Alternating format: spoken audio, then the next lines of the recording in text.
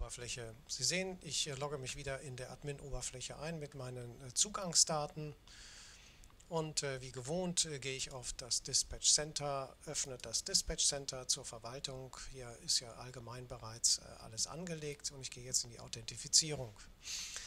Sollte ich kein Single Sign-On für mein Zentrum gewählt haben, so habe ich die Möglichkeit, Mitarbeiter einzeln anzulegen und auch festzulegen, dass sie einer gewissen Password-Policy folgen müssen.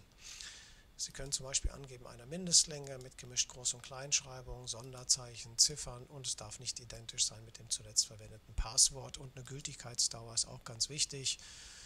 Häufig werden hier 3 bis 6 Monate eingegeben. Diese Passwortrichtlinie sollte man dann auch speichern.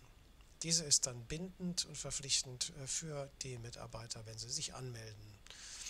Sie können einen API-Token generieren. Dieses ist wichtig, um die API, die wir Ihnen kostenfrei zur Verfügung stellen, zu nutzen und Daten in Echtzeit von der Oberfläche in Ihr Datenverwaltungs-Datenmanagementsystem zu übertragen.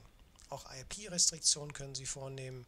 Hier sollten Sie die IP-Restriktion dann einzeln aufführen und durch ein Komma dann entsprechend trennen, sodass einzelne IP-Adressen angegeben sind, für die dann das Werkzeug auch einsetzbar ist. Das ist insbesondere dort wichtig, wo Mitarbeiter oder Mitarbeiterinnen das Werkzeug nicht außerhalb des Unternehmens nutzen sollten.